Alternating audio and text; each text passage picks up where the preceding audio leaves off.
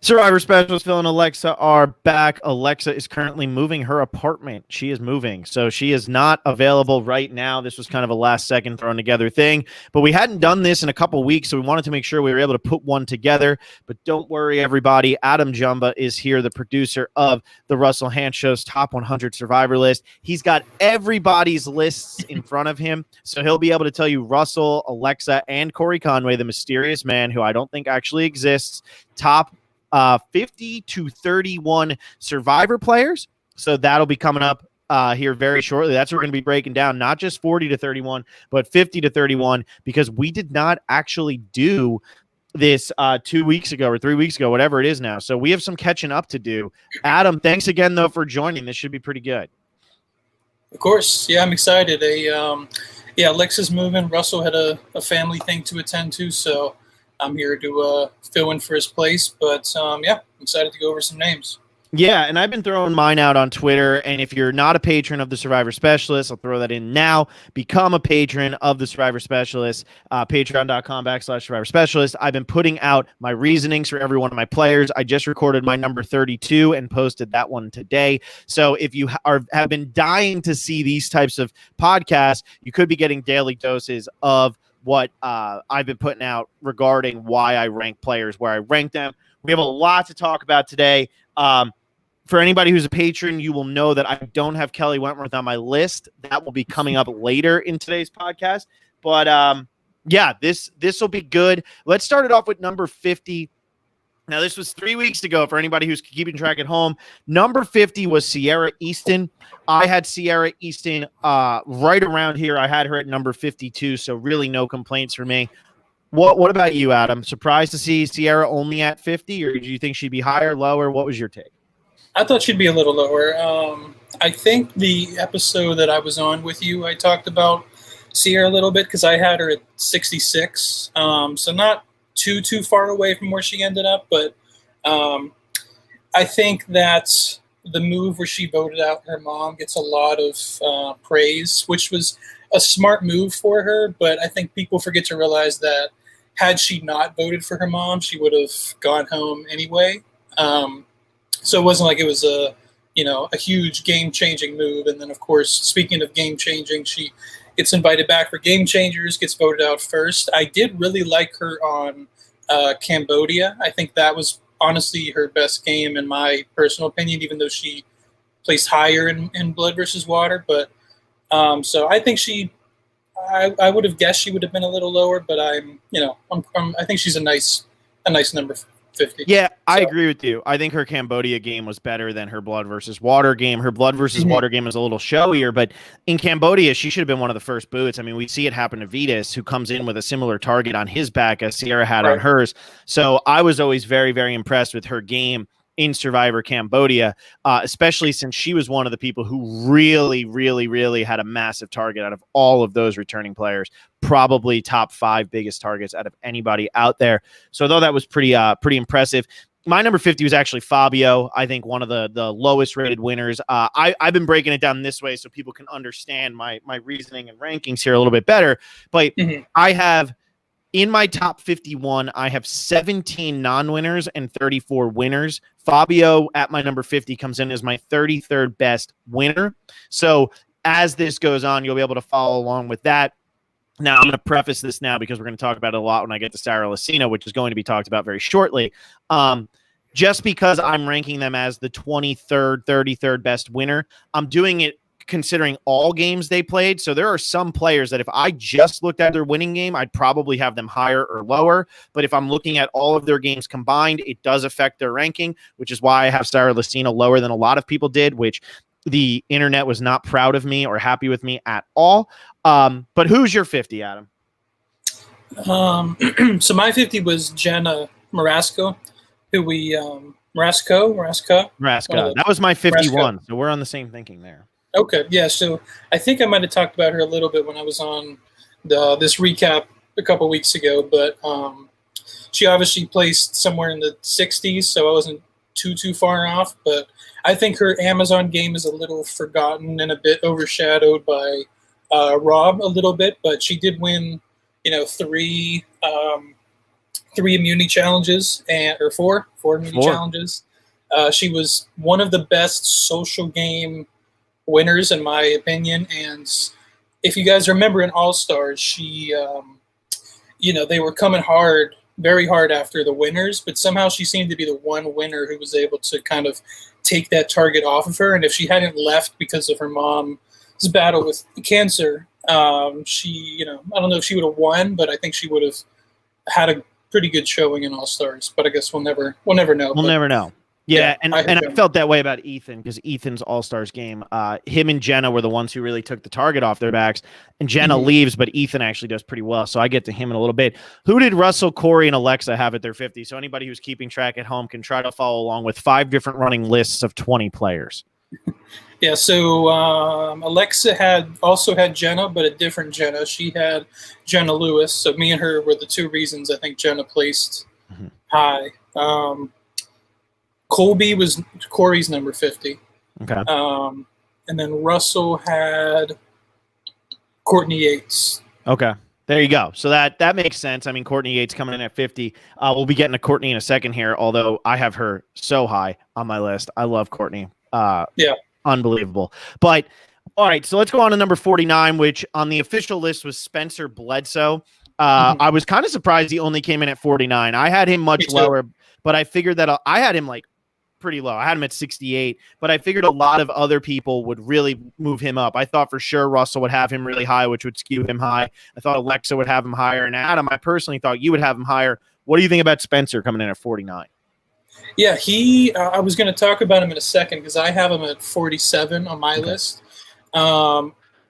Before I was making this list and being involved in the Survivor community, when I was just a casual fan, I was really into Spencer, and I still am. I like his Cagayan game a lot better, even though he finished 4th as opposed to 2nd in Cambodia. But I feel like he just there was no way he was ever going to win Cambodia. I think every single person wanted him to be there with him at the end, or wanted him to be with them at the end, because he was just making too many people mad, and he would make it seem like he was your right-hand man and then vote you off the next day without really, I don't know. It seemed, I don't want to say he was the GOAT of Cambodia, because I feel like he did play an okay game, but if you would have just looked at Cagayan, I liked him a lot better in that season. So I had him around. Yeah, my reasoning with Spencer, and I think it's too high. I don't think he belongs at 49. I think that's way too high of a spot for him. I always find it interesting that after Cambodia, a lot of the players didn't like him at all. And so what's interesting about that is it's like, well, was Cass kind of telling the truth maybe in Cagayan? But what it is in Cagayan is it's an editor's dream. Spencer Bledsoe in Survivor Cagayan is an editor's dream. The underdog overtaking the evil Cass, who's one of the great villains in all of Survivor history. He's the only man left. He seems like the voice of reason. He's easy for the audience to connect with because he's just that nerdy, got off the couch. He's just trying to play the game. And his back is always against the wall. So it's a really fun arc. I don't necessarily think that makes him a great player, though. I think that just makes him a great character. And so I do think he has a lot of games. So I did put him at 68. I'm happy he came in at 49. I was worried he was going to be in like the 30s, like somebody named Kelly Wentworth, but we'll talk about that when we get there. But yeah, so that was the 49. I had Ben Drybergen. I can never pronounce it. And you would think by now I'd have figured it out after doing 2 seasons of him. I think it's Dre. I think it's Dre. Okay. Yeah. Well, I really, really like, so Evan Thomas, you can go away. This isn't his channel. This is my channel. But thanks for asking. But anyway, and yeah. So anyway, but I had Ben here at number 49, and I really like Ben. But I think his game in Winners at War actually is what drops him down for me. Is his game in Winners at War is so bad that it affects how I look at him in Heroes, Healers, Hustlers. Heroes, Healers, Hustlers, I would have him higher. Like, if it was just ranking his winning game, I would have him higher. But his game in Winners at War I thought was so bad that I moved him down. Yeah, I agree completely. Yeah. So, the other 49s, we had, let's see, Alexa had Troyzan, who I know she wanted to defend. So maybe next time she comes on, she can do a quick Troyzan analysis. But Corey had Sierra, so Corey was pretty close with Sierra. You had Ben. Let's see. Russell had Dom. So Dom came in at 51. So Russell was pretty close. Okay. I had Adam Klein at 49, and since I made my list, what is it? It's now August 24th. I made my list around maybe early April, and or whenever Winners at War finished. So like the day Winners at War ended, I made my list. Since making the list, I've, obviously done all the interviews, edited all these players together, and in doing so has altered my opinion on a few people. A few people have kind of bumped down for me. A few people have risen up on my personal list. Adam is probably the person who might get the biggest jump up.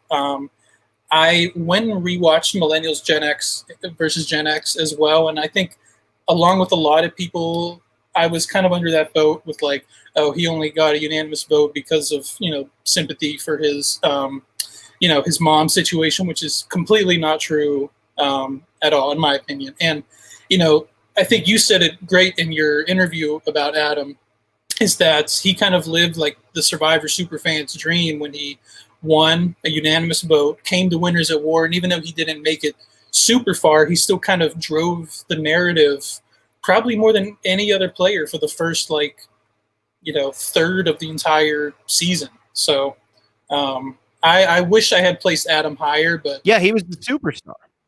Yeah. He was the superstar of that season, and I think that's very telling. Like, he got to play with all of his idols, and he stole the show. He really did for the time he was in.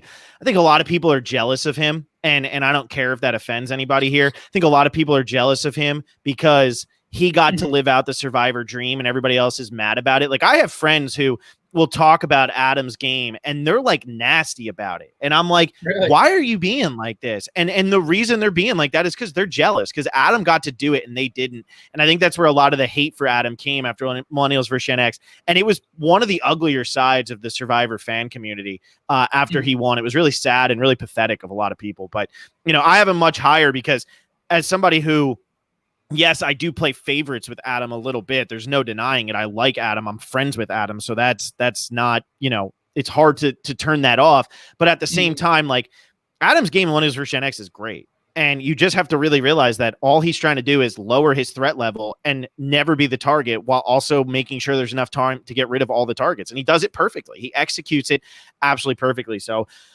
I do have him higher up on the list. I know he came in at 42 on the official list, but I have him pretty high up for sure. Yeah. So let's go to 48. I'm going to talk about 48 and 47 back to back here, because both on the official list, it goes Sue Hawk and then Kelly Wigglesworth. I'm surprised they're this high. I didn't have Sue Hawk on there at all. I had Wigglesworth down in I think the 80s or the 90s. I'm really surprised. I had her at 80s right on the nose. I'm really surprised they came in at 48 and 47 here. What is it about Sue Hawk that got her so high on this list? Yeah, I mean, knowing what you based your list on, I wouldn't expect Sue to place, especially because she didn't have some great epic comeback in All-Stars. If anything, it hurt her legacy, I think. I had her higher than I think I had her in the 30s, maybe. I'll have to double check. But I based my list on, impact on the game and created big moments. And, the moment of her at Final Tribal Council still, after 20 years, might be the single most, that in Fair Play's Grandma Live might be the single most, recognizable moments of the show's history. And, it wasn't just a great moment. It also, people who rewatch Borneo can see that, they really weren't thinking too hard about who to give the million to. Obviously one person asked to pick a number. Greg Buis asked to pick a number. Yeah. Not somebody. Greg Buis. Yeah.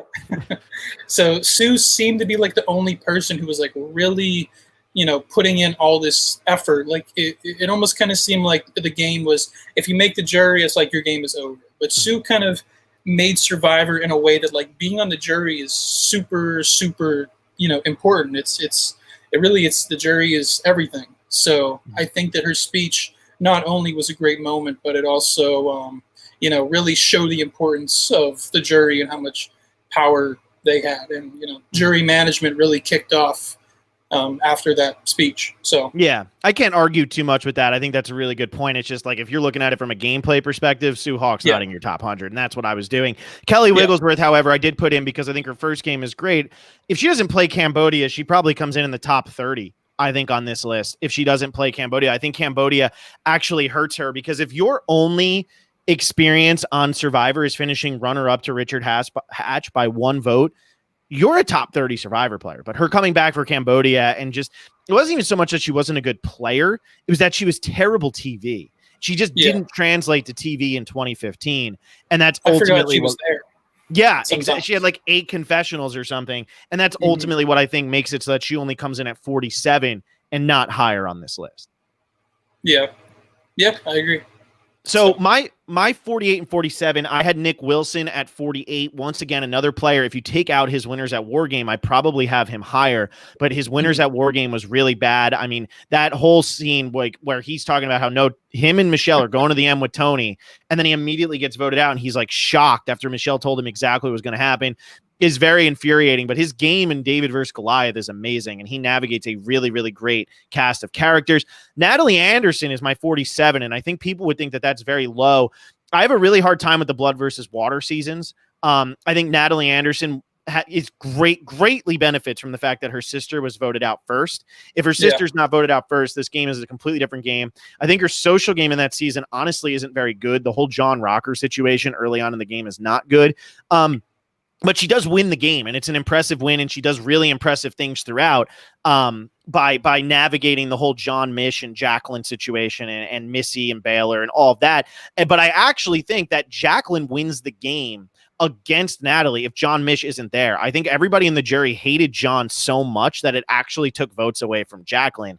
And then in her second season, I mean, you can say she finished second place, and she did. I mean, she officially finished second place, but she spent the entire time on Edge of Extinction. And everybody will say, well, that's the season she was on. Okay, and this is my ranking, and I'm not ranking her any higher than 47 for being the first person voted out of a season, and then spending all of the time on Edge of Extinction, having the game plan written to you by a bad Survivor player in Chris Underwood, having the whole game plan written to you by a guy who was voted out third, how to win Survivor from the Edge of Extinction, and you're on an all-winner season and you play not to lose rather than to win, a really hard time moving her any higher than number 47.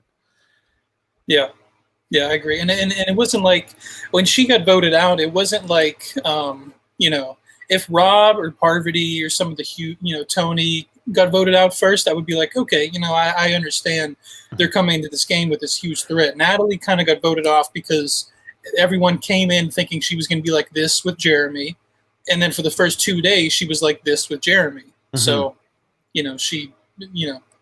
it's bad on production to put her and Jeremy on the same tribe, but it's also bad on her to not, separate herself from Jeremy right away. I mean, it was so obvious, and that's not good, because look at what Sarah was able to do. She was able to overcome the fact that everybody wanted to vote her out first, and she goes on to finish 4th place in the game. Natalie isn't able to overcome that. And look, I get Edge of Extinction was there. She comes back in. She finishes 2nd place. She gets votes from the Edge, but she literally had a game plan handed to her by a winner, but by somebody who was voted out third, told this is what you have to do if you're coming back from the Edge of Extinction. And she didn't do it. And so I fault her big time for that. I think that's a big, big issue. So I put her at 47. I mean, I'm assuming she's got to be in the top 30 because her name hasn't come up yet. But still, I think that she is the highest average placement out of any player to play the game twice, with 1.5. But I also look at it as like she was voted out in 20th place. So like while it's a 1.5, she also was voted out in 20th. Yeah, she's a beast the way she got back into the game. It's unbelievably impressive. But what's not impressive is how she actually played the game of Survivor during that season. It wasn't good. Yeah, I agree. Who was your 48 and 47? My 48 was James, who what did he came in somewhere around there. Oh, he's 38. Yeah, he came in 38. 38, yep. Yeah, so I mean, I think it's no secret that James isn't a great strategic player. I just think he's one of the best TV characters that possibly in reality television history, to be honest. Like, if you look at like the era of Survivor that was like post Cook Islands up until when Russell came, James and Parvati and Amanda, I think, are the three kind of faces, or like the Mount Rushmore of that era. And James did it without making like a deep run or any of these big moves. He did that solo. In fact, quite the opposite of making terrible moves with being voted off with 2 idols. But he did get injured in. A lot of people forget that he got medevaced in Micronesia. I'm not saying he could have won that season. He probably would have only made it 1 or 2 more votes. But he also got injured in Heroes versus Villains, and so they voted him off, most likely because of that. So it was, I mean, it's 100% because of that. Yeah, I do think. I mean, I do think in Micronesia, though, he probably didn't have much shelf life left when he actually ends up getting medevaced. Although I do always find it ironic, and still to this day find it ironic, that the biggest, strongest player to ever play the game of Survivor gets medevaced because of a finger infection. A finger infection, like just. Like, it's one thing, like Penner goes out because of his knee. We see Pat go out because of getting hit by on the boat, but he goes out because of a finger infection. He's a grave digger. He buries people, and he goes out because of a finger infection. It's really crazy. Yeah. No, I had him at 48, but I'm glad he placed it at 38, because I think he's weirdly slowly becoming somewhat forgotten in a way, but I would love to see James come back. I don't know if he would at this point, but I had him at 48. And I completely agree. I had Spencer at 47, so I know I just talked about Spencer, so I don't have to do it again. But let's see, the other 48. Alexa had Spencer at 48. So it sounds like a lot of us had Spencer around this area. Corey had Jenna Lewis at 48, and Russell also had Jenna Lewis at 48. Okay. So and what about 47? So I had Spencer. Alexa had Davey. Okay. That's a total crush pick right there too, and I'm going to defend that for Alexa. She's literally doing that because she thinks Davey's really cute. That's why she put Davey at 40. Davey is in the top 100. There's no denying. I had him in my top 100, Alexa, but she put him at 47 because she's trying to get Davey to ask her on a date. I'm pretty sure.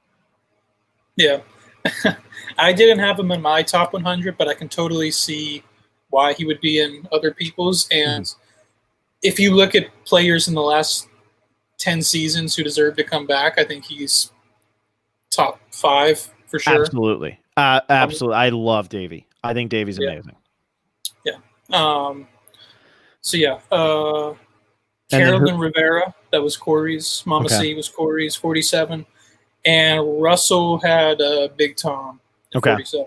All right, all respectable picks. I didn't have Carolyn on my top 100, but that one makes sense. Moving on to 46, on the official list, it's Courtney Yates from Survivor China and from Survivor Heroes versus Villains. I have her higher. I'm really happy she even came in at 46. I have her in my top 10 non-winners of all time. So I just want to specify that. I have her in my top 10 non-winners of all time. I think she's absolutely amazing. She plays one of the most competitive seasons of all time.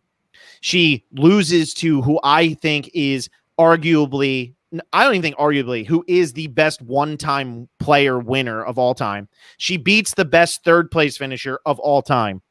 And she finishes second right there. And then still comes back on Heroes Villains and somehow makes the jury, despite the fact that she weighs 19 pounds coming out there. Like, it's unbelievable. I love Courtney Yates. So I do have her higher than this, but I was really worried that she was going to be somewhere in like the 60s or 70s just because we haven't seen her in 10 years. Yeah, I agree with all that. And like I said on the last podcast, she came into China having seen no episodes of Survivor. So it wasn't like she came in like Todd was a super fan. He had seen every season up until that point, and I believe he rewatched every season right before coming on. Whereas Courtney was the total opposite. She had seen 0 episodes, kind of picked it up along the way. And when I talked to her for the top 100, she said her and Todd made such a great pair because Todd knew the game and she knew people. And so them, that coming together made for I think probably one of the greatest alliances ever was those two. Definitely in that era of Survivor. And yeah, I think I had her a little lower, but I'm happy she came in this. I think to me, her heroes versus villains game hurt her legacy a little bit. It felt like she didn't really want to be out there that much, but I'm happy she finished top 50. If she makes it one more vote, she very well could have won the entire game. That's how crazy it was. Like, that's how close she was. She makes it one more vote, she could have ended up winning the game. And Courtney's somebody who, if she sits at final 3 with Parvati and Russell, they vote for Courtney too. They all vote for Courtney because everybody just didn't like Parvati and Russell. So I do want to say this too. My 46 is KVO, Kathy Vavrick O'Brien. And I just want to say, like, good for you and Russell for pulling off what you were able to pull off, getting Kathy and Courtney onto this episode, because I know Courtney had just done NSFW, which was a great interview. If you haven't checked that out, go support Fair Play. Even though he doesn't support me anymore. But go support Fair Play. Courtney's interview is great. I really love Courtney, but to get Kathy Vavrick O'Brien too, somebody we haven't heard from in years, and who a lot of people who are probably watching this list don't even know who it is, because they probably haven't watched Marquesas and in All Stars.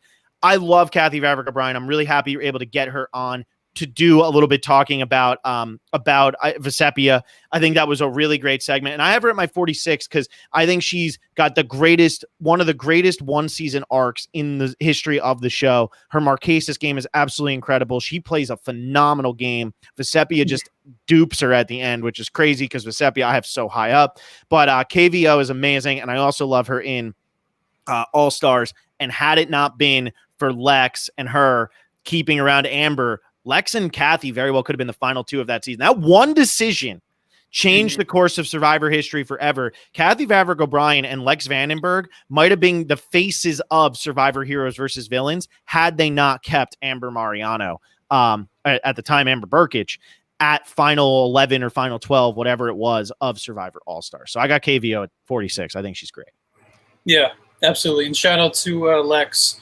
He was the one who hooked us up with Kathy. Love that. And Courtney, I think it was weird. Me and Russell were talking about like some more people we wanted to get, and we both agreed we were going to try to reach out to Courtney. And like that day, she just by chance happened to follow Russell on Twitter. So we just messaged her, and she was like, "Yeah, I'll do an interview." So it's awesome. Yeah. There you go. Well, good. I'm glad you were able to get Courtney because she's one of my all-time favorite players. So anytime I can see her, that's always good. Yeah, for sure. So who'd you have at 46? Yeah, I had Joe Anglem at 46, and similar to how I said Adam was one of the people that I probably, looking back on it, would bump up. I would probably give Joe a bit of a bump down. You have Joe Anglem above Adam Klein. I just want everybody to understand that Adam Jumba has put Joe Anglem above Adam Klein, and I'll never forgive you for this one. Yeah, well. But go ahead, continue. I don't want to interrupt you because it sounds like you're about to try to change that ranking, but continue. Yeah. If I could go back, I would. I mean, I'm not saying I would drop Joe off my list or even to like the bottom 10. I still would have him like top 70, 75 for sure. But the thing with Joe is, like, if I could sum up my argument for why I placed him there in one brief summary, it would be that if you look at Survivor being outwit, outplay, and outlast, and you look at outplay, Joe is probably the greatest. Like, he's the greatest win percentage of any player in Survivor history. So if you consider the fact that he is the face of a third of what Survivor, is built around, that, obviously he's never placed high. And I think because he's such a challenge beast, whenever he plays Survivor, the editors tend to just focus on that and how everyone wants to vote him out because of him being a challenge beast. So they don't show enough of his strategizing. I think they kind of paint him as this guy who just wins challenges and never strategizes. And after talking for the top 100 with people like Fischbach and with Kelly, they're like, yeah, Joe's actually one of the, talks constantly about strategy. Do I think he's, obviously one of the greatest of this generation overall? probably not. I think he's gotten worse. Mhm. I want to say every time. I mean, Cambodia and Worlds Apart kind of were on the same par, edge of extinction. I think he came back too soon. Mhm. So yeah, I'm sorry I put him so high. You should. I call it wins above replacement. It's like the MLB stat, I guess it is, where it's wins above replacement. And he's got the worst wins above replacement ever. Joe could be, I think you're right. He could be arguably the greatest outplay player of all time. And you could argue he's the worst outlast player of all time. Because he cannot survive tribal councils if he doesn't have immunity around his neck. Now, I know he does in Cambodia a few times, but if you really break it down, he's one of the worst outlast players. And I feel like if you were to compare Joe Anglim to another version of Joe Anglim, such as, I don't know, Ozzy, his Joe Anglim is so much worse than Ozzy, that it's just like, I can't really, I have a hard time getting behind it, which is why I didn't actually have Joe on my list at all. I understand you're saying top 70, 75, whatever. I'm okay with that. But this high, Adam. Yeah. Adam. Who did everybody else have at 46? So Alexa also had Kathy. Okay. You're not going to like Corey's pick. He had Chris. Doherty? Yeah. You should watch Survivor Vanuatu. Yeah. And Russell had Adam Klein. Okay. All right, I can get behind all those. All right, let's move on to 45, which was Rudy Bosch on the official list. I had him much lower. I think he's definitely more of a iconic character than a good player, probably, although he probably gets the votes if he gets to the end because people would have respected the fact that a 72-year-old man made it as far as he did. Rudy's a legend. There's no denying it. I really liked the edit you guys gave him on the show. I thought that was really, really well done. But, 45, I'm not surprised if you're looking at it from a different perspective than the perspective I'm looking at it from. It makes sense to have him in the top half. The perspective I was looking at it for, though, not even close. Mm-hmm. Yeah, I guess I'll just go ahead and say I had Rudy at 44. So okay. I'll say my 45 in a second here, but I had Rudy at 44. So, one place higher than he finished. I think he's kind of, right in the middle of being so iconic that if he was also a great player, he would be super high. But the fact that he never did anything really strategy wise, he just kind of, Hatch was just kind of like, hey, you want to do this alliance thing? And he's like, okay. And then that got him all the way to third place. And then in All-Stars, he clearly didn't want to be there. And didn't try at all. I think he was, if I remember correctly. He tried. He wanted to be there. He just got sick, and the problem was his tribe lost the first two challenges. If they don't lose the first two challenges, they keep him because Jenna Lewis wanted to get rid of all the winners, but she would have been a fool to get rid of Ethan before getting rid of Rudy. Yeah. In a situation where you've already lost the first two challenges. And if you get rid of Ethan, your tribe is Jenna Lewis, Jerry, Rupert, and Rudy. There's no way you're winning anything with that. So it really did just come to the fact that their tribe was just outmatched. Mm-hmm. Yeah, no, I think I think everyone can agree that Rudy is at this spot because of just, him being such a legend in the game. No matter what tier of a fan you are, whether casual, old school, diehard, he's one of the few names that I think everyone knows his first and last name, his face, how old he was on the show, what place he came in. So just for that fact alone, if you're talking about him being great, he obviously wasn't a great strategist or challenge person, but I'm happy with this placement. I had Wendell at 45, and he obviously comes in the top 30 because he hasn't been shown yet. Like I said, I made my list the day that Winners at War ended or the day after. So if I hadn't, I probably would have put him at least top 40, I think, maybe even top 30, because I loved his Ghost Island game. In almost any other person at the end probably would have gotten crushed by Dom. And the fact that he still beat Dom, who is, for those who don't know, he's the highest ranked one-time non-winning player on this list. And I imagine on almost every Survivor fans' list. Mm-hmm. I can't think of any other one-time non-winning player that's, has a name like Dom. But I loved Wendell on Ghost Islands. I think he brought a game that we hadn't really seen before, where he was like in a power position, but not like overtly like Rob in Redemption Island. He just kind of sat back, and he would come to his like people and just be like, "We're voting out this person," or I don't know. He was. I loved his game. I think his Winners at War game, because it was so fresh in my mind, dropped him down. Mm-hmm. So I'm even though I put him at 46 or 45, I'm happy he is higher. I have Wendell in my top 20. And the reason is a lot of it has to do with the fact that I respect Dom so much. And I have Dom as the best second place finisher in the history of the show. The best, well, at least like one, like you said, like one time. I don't know. Yeah. I do have Dom actually ahead of Ozzy. So I do think Dom is the best Dom. And Wendell beat him. Like, no matter how you slice it, Wendell beat him. And so while Wendell's Rob? Rob didn't finish second though. In All-Stars?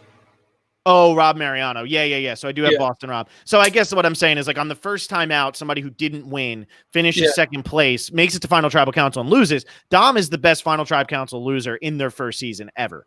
And so like when I look at that and I think that Wendell still managed to beat that guy, and Wendell did it by just being nice and cool and getting along with everybody. I think it speaks volumes about Wendell's game. I kind of threw his Winners at War game out. It seemed like they were really trying to get, they were trying to just build up Michelle's edit because she was going to make Final Tribal Council, which Wendell wasn't going to do.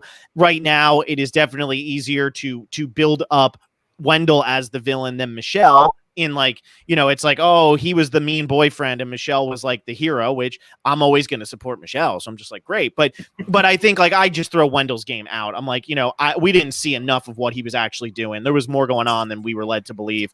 We were told he was like cocky and arrogant and everything, which is every single thing we loved about him in Survivor Ghost Island, because he was cocky and arrogant and it led to the victory. If you lose, it doesn't work as well for you. So I have him much higher. My 45 though is another person who went toe-to-toe with Michelle, and I have Aubry Bronco. I have her at 45. Great runner-up. Her follow-up games actually drop her for me, and that's why I have her lower. Her follow-up games, her Game Changers game, there's nothing there. Her game after that, there's really nothing there. So that's why I have her as low as I do, only at number 45. Yeah, so. I agree with that for sure. Who did everybody else have at 45? So Alexa also had someone who went up with Michelle. He had she had Ty. Okay. Corey had Yao Man. I think he placed Yao Man the highest. Nope, I did. Oh, you did? Yep. Yeah. I see it now. You're gonna love Russell's pick. He had Andrea up there. Nice. So nice. Thanks, Russell. Thanks. Must have been great watching whatever season you watched to have Andrea up there. All right, so you already talked about your 44. My number 44, I have Danny. The official 44 was Sophie, which I thought she would have came in higher because of her strong performance in Winners at War. I thought people would have put her higher, although her strong performance is cut very, very, very short because of the idol play and the great Tony performance, but I figured people would have put her higher just because of that. I was surprised she came in here. I have her higher than this. It's funny because I put Adam higher than Sophie, and people were like, how could you have Adam higher than Sophie? And then when you actually look at the official list, I had Sophie 8 spots higher than where she came in on the official list. So everybody stop giving me a hard time. Look, I'm watching. Like I know what I'm doing here. Okay. Everybody else yell at Adam or something. Yell at Adam for putting Joe Anglem where he put Joe Anglem. But I was surprised Sophie came in here. Did you have her higher or lower than this? I had her lower. I think the recap episode that I was on for Russell last time, I think that's where I had her. So I think I've talked about her already. So I won't talk about her again. But so then I had Rudy. Alexa had Penner at 44. Corey had Adam. So everyone seemed to have Adam relatively around the same area. So and I had go ahead. I was just going to say Russell had Earl, who we haven't seen yet on the list. I think he had Earl. Mm-hmm. Yeah, I think it's safe to say that he placed Earl the lowest of anyone. Absolutely. Absolutely. I'll be talking about Earl in like a month and a half. Anyway. Yeah, I had Danny Boatwright. So that tells you me and Russell in our same location. I had Danny Boatwright. He had Earl. They're not even the same tier. Where's Quentin Tarantino when I need him? It's not even the same ballpark. But yeah, so I had Danny. Danny plays a really underrated gamer first time. Another one, like with Winners at War, a lot of the old school players, I kind of threw out Winners at War because they didn't have the same advantages. Like I was more disappointed in Nick and Ben because they've already played new school games. Ethan and Danny, I'm not as disappointed in, and that'll lead into my next one. I had 44 Danny and then 43 Ethan because I think their first games are really good. Their second games are this game. Yeah, it's not very good, but it's like, they haven't played in so long. The game has changed so much. I don't knock them as hard as I knock somebody like Nick or Ben, where I'm like, you guys should have been better. Like you just should have been better at this point. So that's why I have the ranking the way I do. So Danny Boatwright, 44. Love her in Guatemala. If you haven't watched Guatemala recently, do yourself a favor and do that. And then Ethan at 43. And it's funny because the reason I have Ethan at 43 isn't even so much about Africa. It's almost more about All-Stars because I'm actually so impressed with his All-Stars game and how he's the last remaining winner.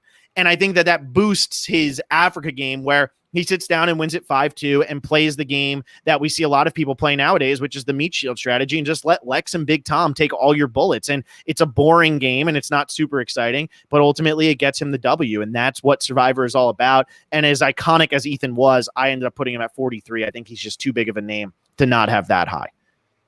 Mm-hmm. Did his Winners at War game help, or nothing? Not much. Nothing. Danny and Ethan, I'll put in the same boat where they're Winners at War game. Same with Amber Mariano. Doesn't do anything for me. Doesn't hurt them. Doesn't help them. Nothing. Yeah. They were playing out of their league.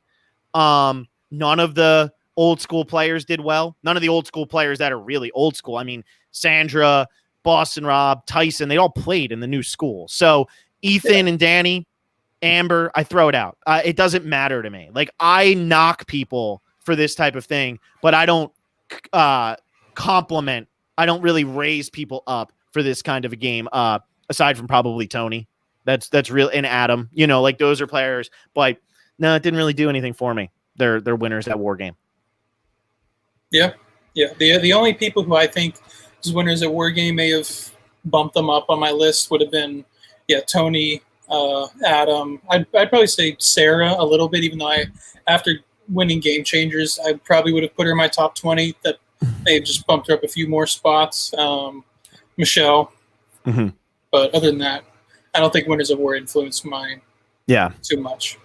The official number 43 was Aris, who I had higher than this. I think Aris's game in Panama is really underrated. Still coming in at 43, and then 42 is Adam. So I'll just say both of them since we've talked so much about Adam on this podcast. But it's Aris 43, Adam 42. Interesting that Aris comes in at 43. I feel like nobody in the community knows what to do with Aris. Yeah. And I didn't really know what to do with Aris. I have him higher. He's another one. I actually think his Blood versus Water game ups his legacy because nobody thought he actually played that well in Panama. And then in Blood versus Water, he was Tyson's biggest adversary. He really was. And people will argue, no, it was Hayden or Sierra. No, it was Aris from day one. Tyson and Aris were battling for control, and Aris and Vitas were seen as the biggest threats in the game, which is why they go home so early. So Aris moved up my rankings because of this, but he comes in at 43, which I feel like is about right. Because what do we do with Aris? I don't know. Yeah, it's tough with Aris because, he did beat Sari, Terry, Shane, Danielle. Like he beat all those people, and this wasn't a returnee season. This was their first time. Like he was just a 23-year-old kid, and he managed to outplay and outlast. He outwitted Sari, one of the greatest outwitters ever, and he outplayed Terry Dietz, so one of the greatest outplayers ever. So it's tough because I still don't think he's deserves to be top amongst the top tier winners. He might be the most middle ground winner there is. I have him at 23, man. Right at 23. He's my 23rd winner. He's higher. I have him at 33 on the list. We'll talk about him today anyway, but 23 winner. Right, boom, in the middle. I do have him above Sarah Lucina, which is going to make people's heads explode. But hey, it's my damn list. Yeah. Who did you have at 43? So I don't like that chuckle. That makes me nervous. You're not going to like my pick. It's probably the pick. It's probably my most controversial pick of my list. And I'm glad I'm doing this podcast with just you and not Russell. Okay. So my 43 is Natalie White. I love it. No, that's fine. She won, so I can't argue with you that much. I honestly can't. I have her way lower. I have her down at, I think, 90. I had her at 90. But if you have a winner this high, I won't argue it. I really won't. Russell will argue it.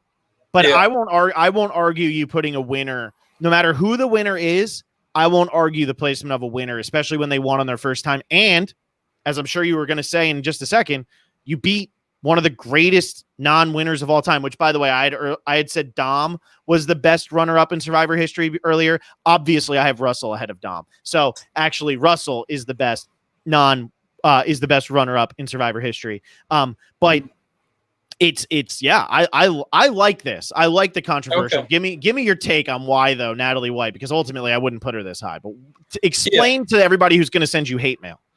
Yeah, I mean, the big glaring obvious thing is that she beat Russell, that she beat Russell Hantz. And honestly, I like Russell's Samoa game better. I know he had way stronger competition in Heroes versus Villains, but I actually liked his game personally better in Samoa.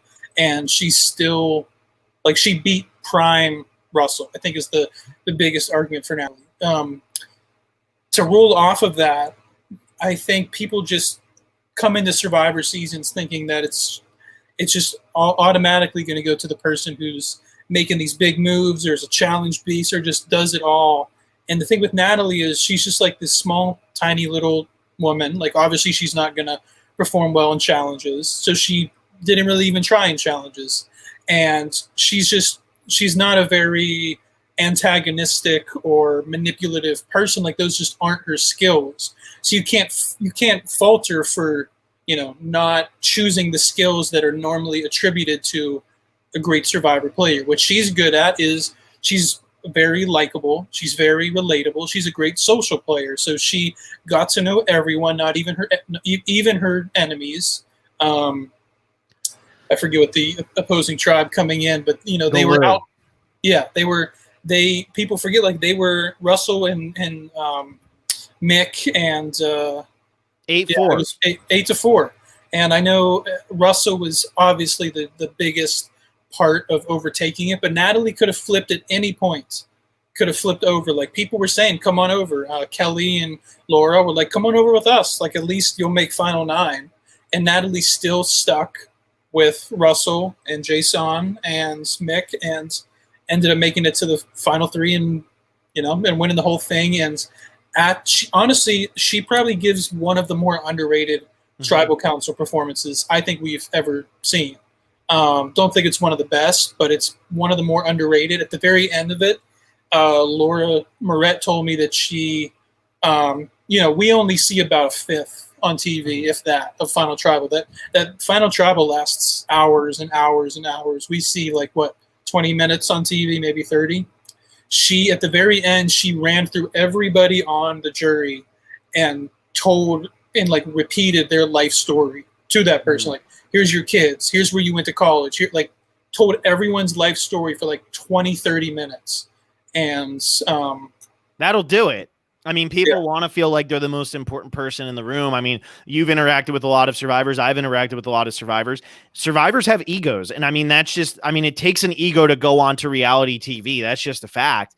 And if you're good at playing into people's egos, and I'm not saying that they're egotistical. I'm not trying to say that survivors are bad people, because they're not. But you have an ego if you put yourself out. I mean, I have an ego for putting myself out there to do a stupid Survivor podcast, and so, if you can lean into it and make them feel like, hey, your ego is warranted, that's going to go a long way with people. I mean, at the end of the day, most people want to be told that they matter. That's a great move by Natalie to do that. And no, I won't argue with you putting her this high. I wouldn't put her this high, but I won't argue with you the way I'm going to argue with you about Kelly Wentworth, who I adore and love. But no. But anyway, so who did everybody else have at 43? Yeah, Alexa had Mike Holloway, who came in 37, I think. So, yep. Corey had Malcolm Freeberg. And Russell had Danny, so you and Russell were almost on the same page. Okay.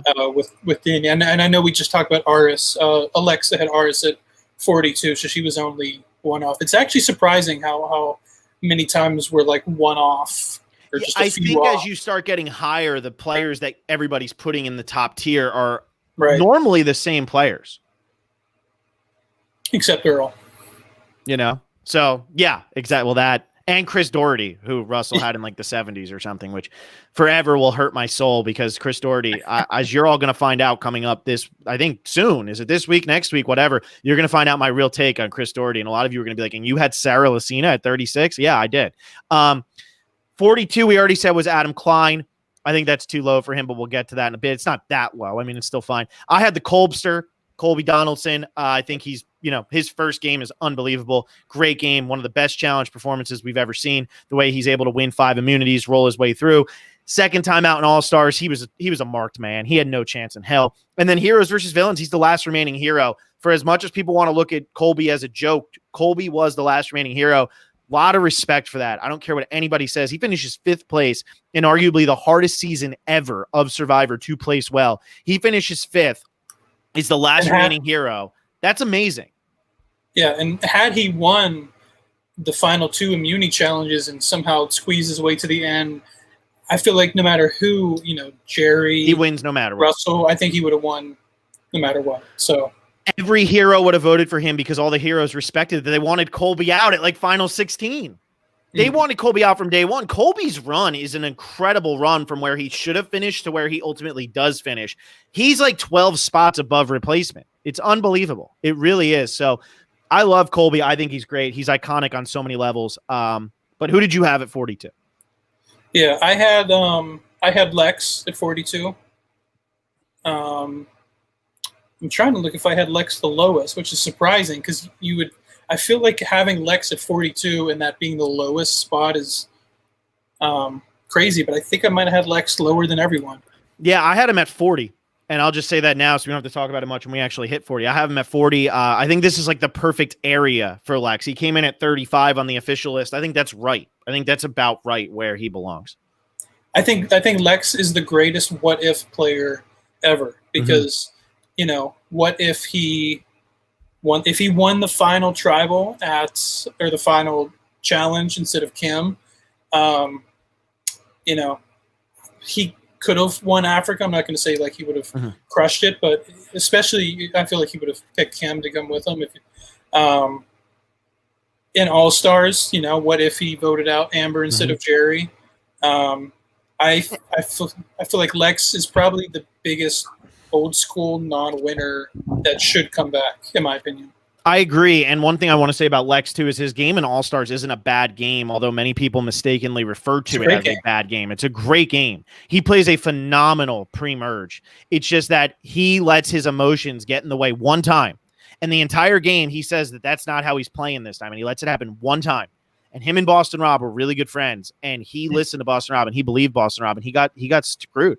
He got absolutely screwed. Him and Kathy thought that they really had it in the bag because Kathy had played with Boston Rob. Lex was really good friends with Boston Rob. They thought they had it in the bag and they let their emotions get the best of them. Had they not voted out Jerry and instead voted out Amber, Survivor history is different. And Survivor All-Stars, like I said, you're probably looking at Lex and Kathy being 2 of the biggest names in Survivor history if that was the case.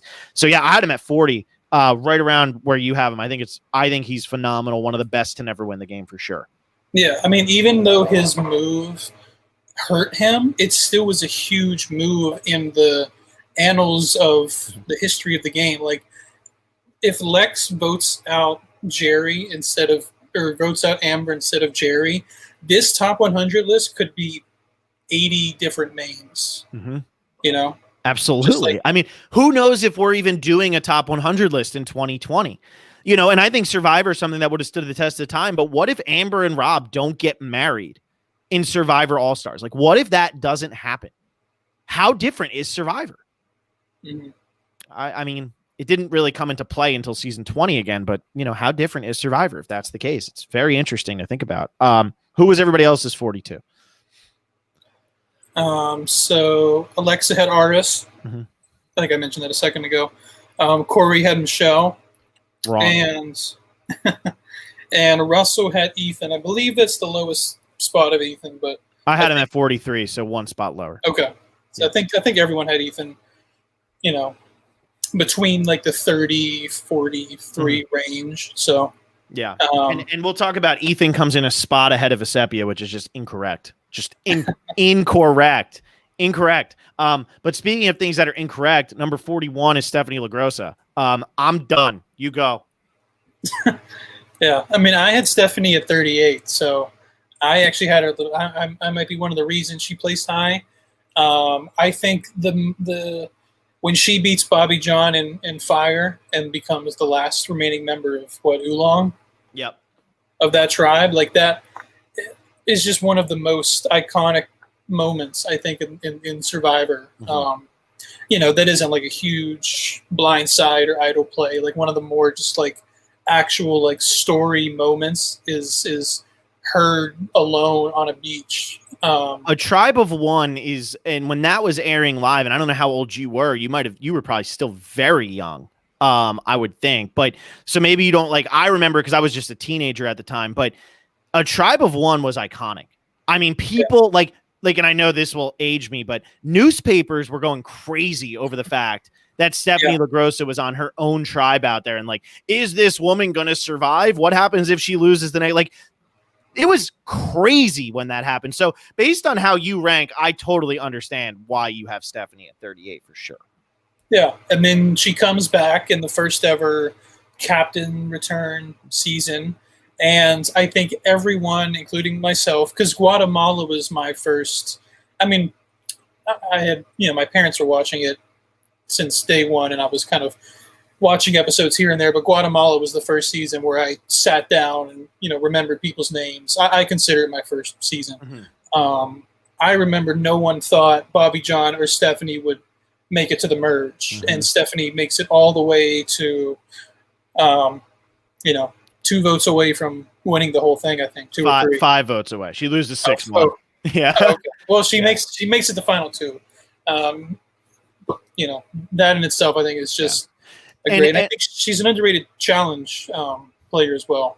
And it's easy to look back in retrospect and to say like, oh, well, if you're returning and you're a tribe leader, of course you're going to go far. It happens all the time. But this was the first time it ever happened. So we didn't know, and we figured, oh, they're just going to get rid of them. Like, why would you keep that person around? This is your adventure. Like, this is whatever. And I think this is one of the Guatemala is the beginning of super, super heavy production manipulation. And I'm not saying that production rigs the game or anything like that, but bringing back 2 players to be the leaders of tribes and then to also go out there and put an immunity idol in there. Guatemala is the beginning of production being like, we're going to influence the game and we're going to influence it heavily. And we're okay with that. And Survivor fans have responded well to it, I think, for the most part. There's a couple times where it's gone too far, but I also want to give a thank you, Kyle S. Keep up the good work. Good stuff, guys. Subscribed. Thank you. Anybody who's not subscribed, who's listening, subscribe. That's a good thing. We like that. But yeah, I do understand why you would put Stephanie here. From an actual gameplay standpoint, she's the biggest loser in Survivor history. And that's not being mean. That's just a fact. I mean, she loses every challenge in her first season. She doesn't win any individual immunities. Tom literally uses her so that he can gain the numbers and then cuts her off. Survivor Guatemala, she loses 6-1 to a person that nobody thought deserved to win the game. And then she comes out in Heroes versus Villains and gets destroyed. I mean, she finishes 19th. So it's hard for me with Stephanie from like a gameplay perspective, and that's why I put her so low. But she is such an icon that it's almost impossible to leave her off the list. Yeah. Yeah, for sure. I had her at 38. So, but my 41 was Kathy, and I think I talked a little bit about Kathy when you mentioned her. I mean, Marquesas, in my opinion, is the most underrated season of Survivor, and she is one of, if not the biggest reason for that. And then obviously, like her you know, even though people put the blame on Lex for voting out Amber or voting out Jerry,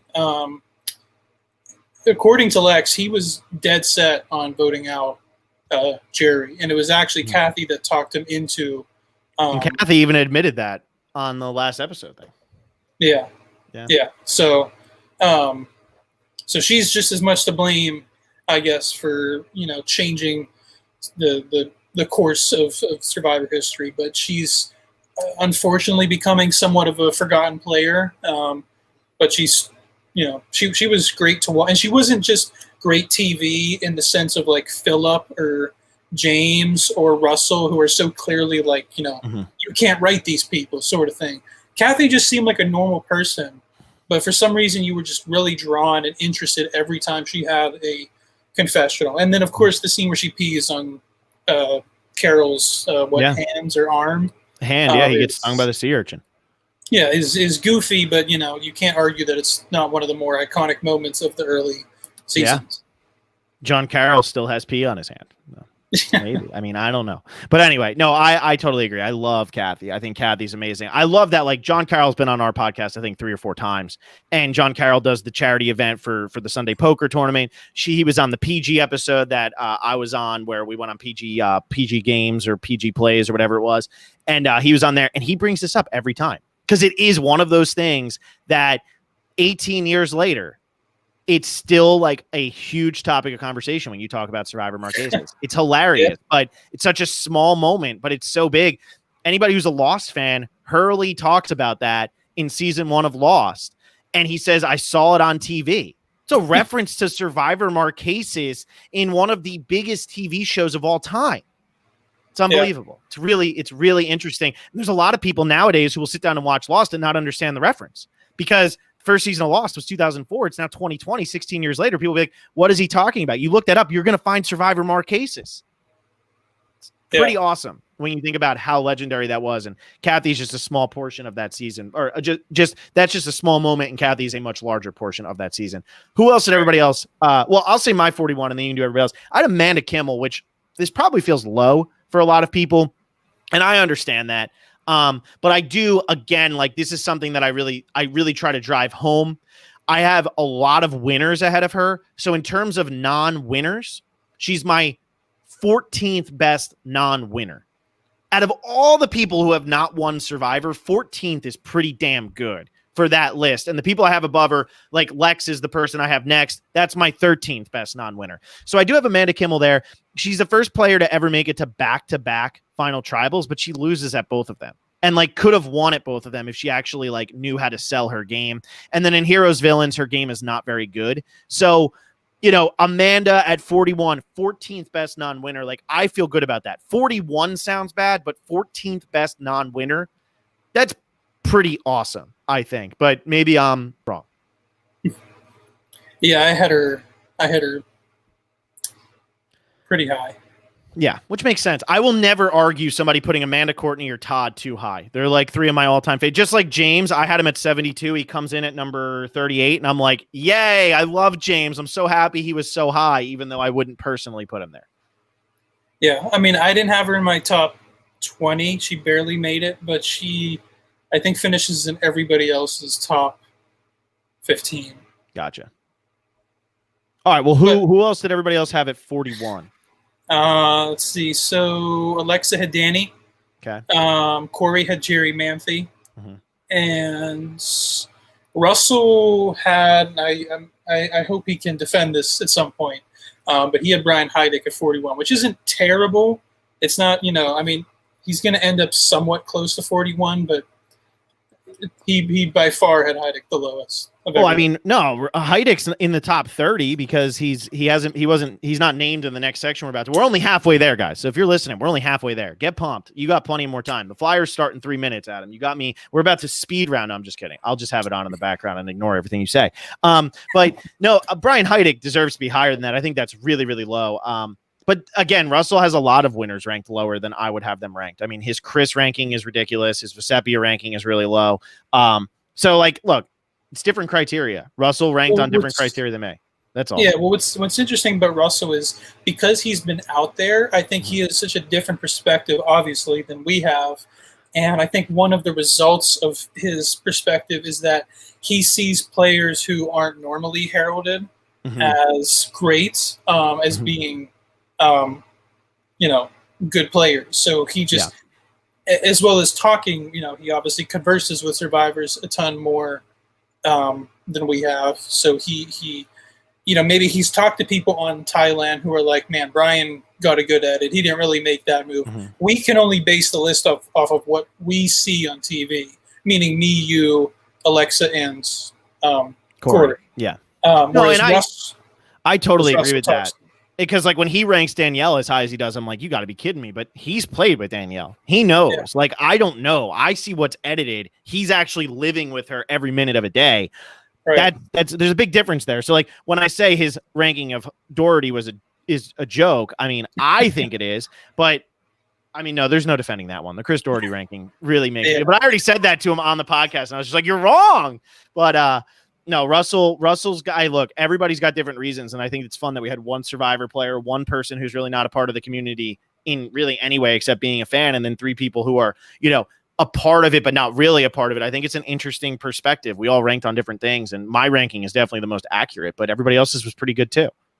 You don't have to agree with that. You don't have to agree with that. All right. We're into the top 40 now. Our next grouping of 10 here. Number 40, Steven Fischbach. I had him higher. I'm actually a little surprised he came in this low. I guess that's maybe because of his Cambodia game and the fact that he gets swept by JT, but I don't really knock him for that. So what do you think about Steven coming in at 40? I had him at 35, so I had him just a little bit higher, so I'm not as surprised, I think, as you are coming into this.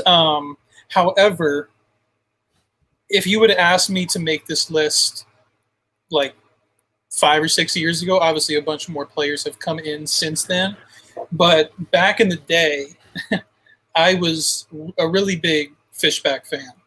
So not that I'm no longer, I still am, but back in, and this is why Token Sheens is my favorite season, or maybe favorite, non-returnee season. But what was I talking about? Fischbach. He just, I think he understands the game so well. Maybe he doesn't have, there's some skills that he's lacking that just can put, obviously he made it to second place, but there was 0% chance he was going to win Token Sheens. I just think he's missing a few key skills that you need to win the game, but his knowledge and understanding of the game is just, I don't want to say unparalleled, but he just has a way of looking at the game like mathematically, like similar to Yule. I think him and Yule and Todd are like three people from that like middle generation that just had this crazy understanding of the game that made viewers that would later come on to the show, like Russell or like Wentworth, watch and be like, this really is a numbers game. This really is like, you really have to think about who's aligned with who.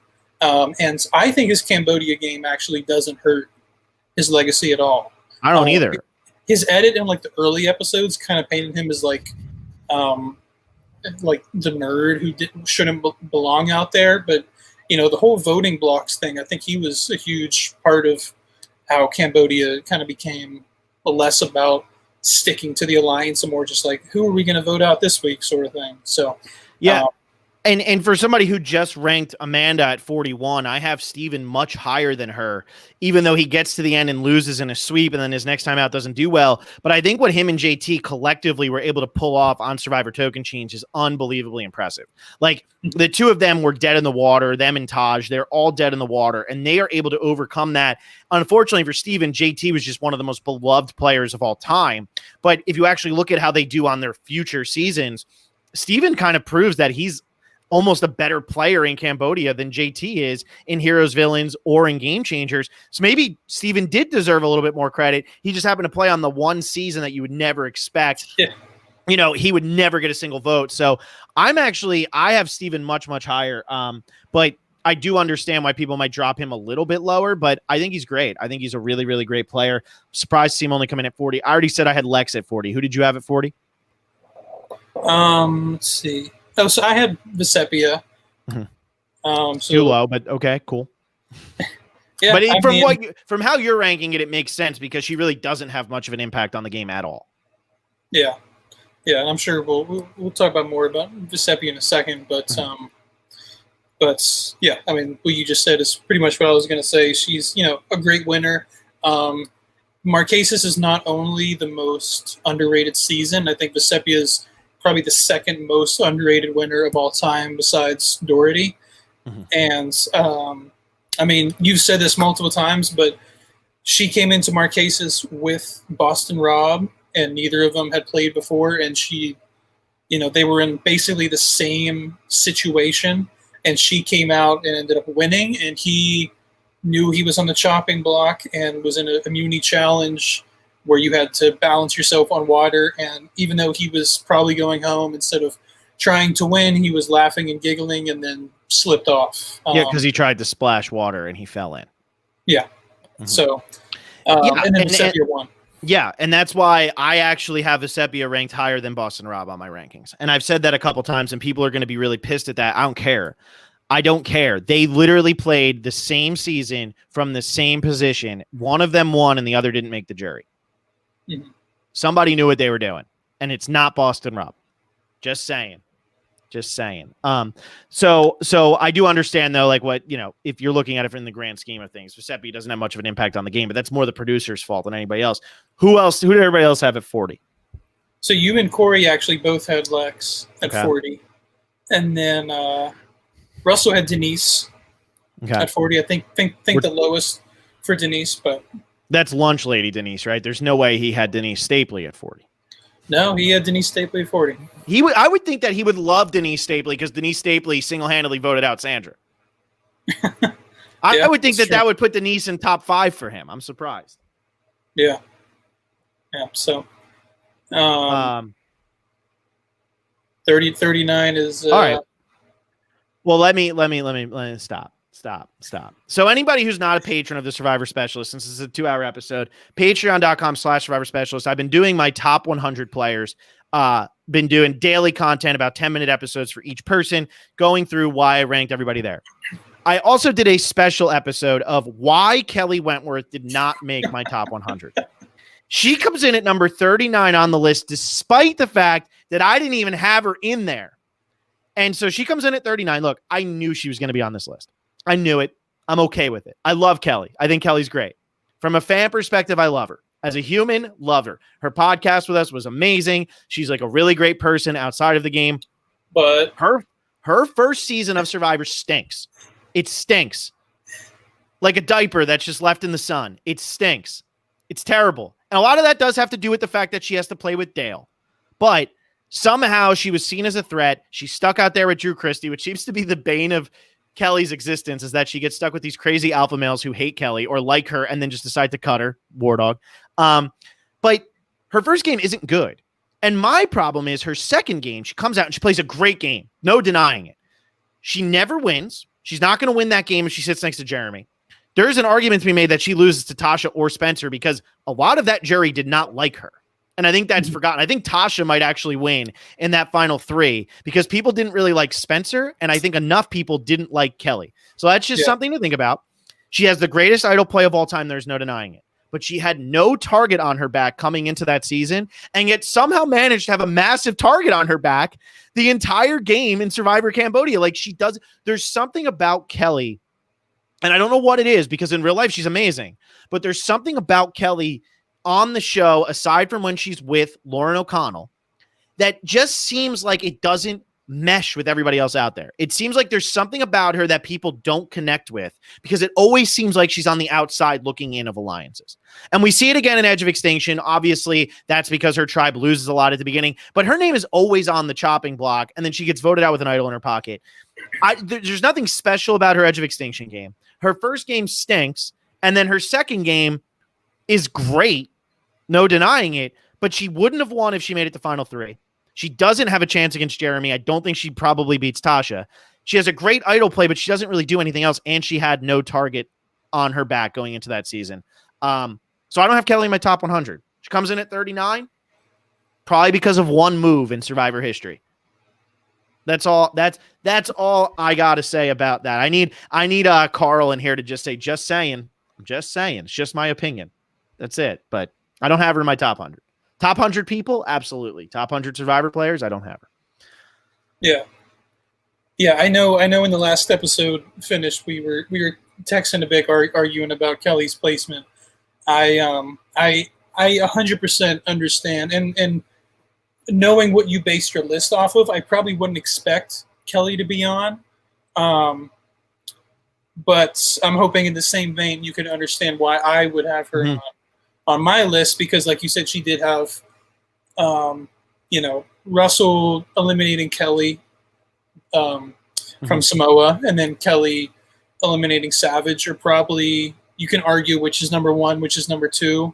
But I think those are the greatest idol plays, like single idol plays of all time. So she has that. If you would ask Survivor fans to name like a Mount Rushmore of like the current generation, and they had to pick like 2 men and 2 women, I almost feel like the 2 women of this current generation, like the 30s, could potentially be like, Sarah and Wentworth in a weird way. I mean, maybe Michelle after coming in a high place. I guess that would be the 30s, but yeah, you can make the argument for Aubry, but I just feel like she's, even though she hasn't finished that high, I mean, played 3 times, the best she finished was 4th. I feel like the fact that she's managed to still have this huge following and still be so heralded as she is, I mean, she's entertaining as well. I made this argument in my Patreon episode, but I almost feel like that Survivor right now is so desperate for a really iconic female character that Kelly just kind of fell into the spot. And I think a lot of that has to do with the fact that Aubry came out her first time and was epic, and then after that kind of fell off. And Sarah doesn't really resonate with younger women as much. And I think Kelly Wentworth just kind of automatically fit into that role, because if you really think about it, from season 39, 38, 37, 36, 35, maybe Gabby, maybe Angelina, Kellen didn't resonate the way that you would have expected her to, especially with how she is in real life and how like she is in the community and everything. So when you really, Chrissy has kind of fallen off mainly because of how she was perceived. I don't think she just appreciates I don't think she likes the community as much anymore. So when you start going back, I feel like Wentworth almost just fell into it, because in the last 10 seasons, unfortunately, the female characters have been terribly edited for the most part. Especially the younger females. I mean, you look at somebody like Victoria or Lauren O'Connell, both in Kelly Wentworth seasons. Why aren't we talking about them as the women who were like, please bring them back, we need more? Like, it's very interesting how Kelly almost by default has fallen into that position. Yeah, as opposed to the 20s where you had like Andrea and Sierra, and then like obviously the kind of like that middle generation where you had Parvati and Amanda and Courtney. You just keep going through it here. I mean, there's a lot of people to pull. And also, I think a lot of this has to do with the fact that there aren't very many women who have won in the 30s. And therefore, it's a little bit tougher, because on male-dominated seasons, it makes sense that men end up coming out as the more interesting, higher-up characters. And I think something that happens that works well for Kelly is she is seen as, and I don't think it's actually true, but she's seen as like the biggest adversary to Jeremy. So because of that, we see a lot more of her, because there really is no male adversary to Jeremy in that season. And I think that's why we see so much of Kelly on that season. And she has a great underdog edit that ultimately falls short, which the falling short edit is the easiest one to edit in the history of time. Look, I love Kelly. I'm fine. I mean, I'm fine with her being on this list. She just came in way higher than I personally believe she should be. And if you really think about it, her first season after watching it, there's nothing there. There's nothing there. I mean, there is absolutely zero there. She gets like 7 confessionals, 6 confessionals. She's in like 7 or 8 episodes. There's nothing there. And so that's why I didn't have her on the list. But I had Malcolm at my 39. We got to get moving at some point, right? I had Malcolm at my 39. I think his first game is amazing. His second game, he overplays because he just wants to get rid of Phillip, and he knew he had no chance of winning. But Malcolm was another one, like in 26, really had no shot because nobody knew who he was. It's coming off of the Russell thing where when you didn't know who it was, it ended up being, the biggest villain of all time. So, everybody's worried about Malcolm. He gets further than he should, never gets the numbers, should have held on to his idol so he could have gone further in the game, wanted to make the big move, gets so screwed in Survivor Game Changers, really ruins the season right there. But I have him at 39 mainly because of his first game. How about yourself? Yeah. Me, you, and Alexa all had Malcolm, actually. That's insane that we all had the same person at a spot.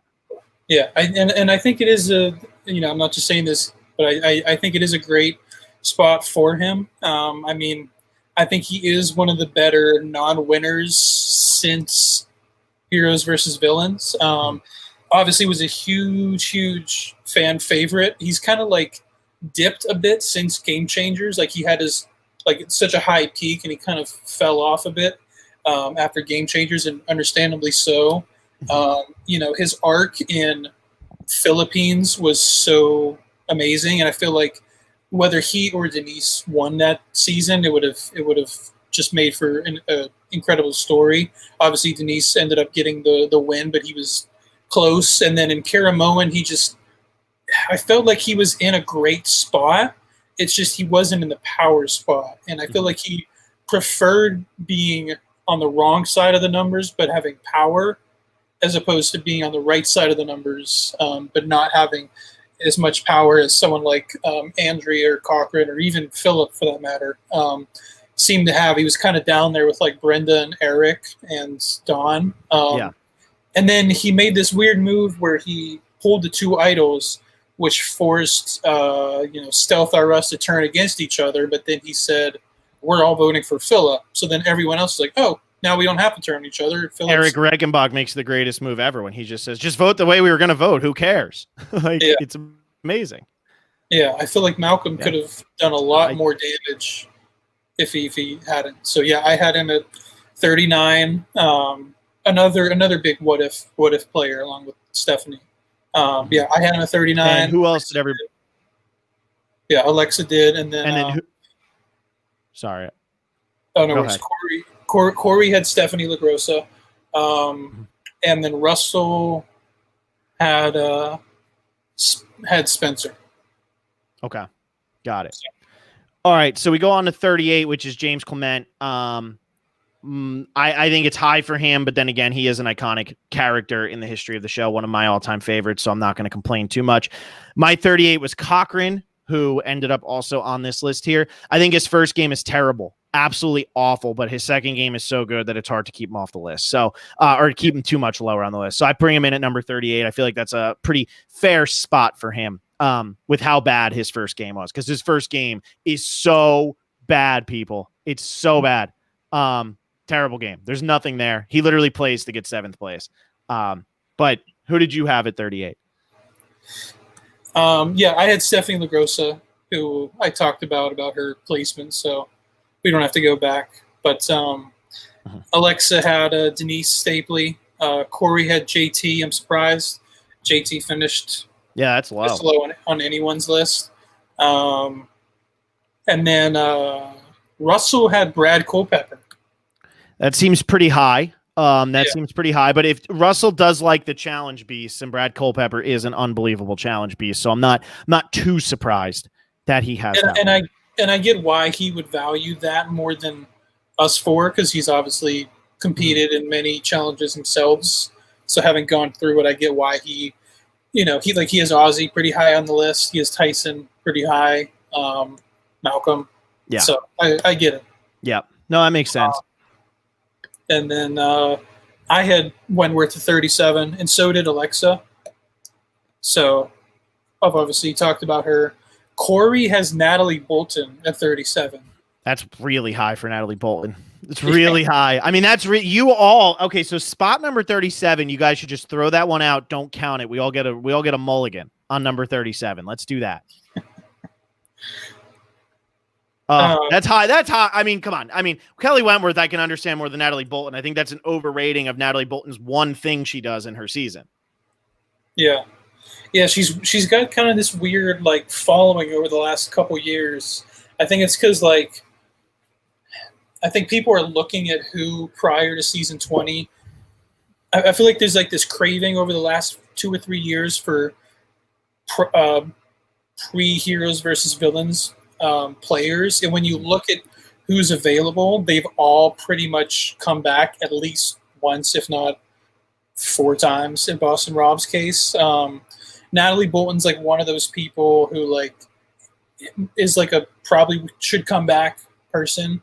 Well, and the fact that she was supposed to be on Heroes, or she was the alternate for Heroes Villains, and everybody gets to see that picture of her and is like, oh, what could have been?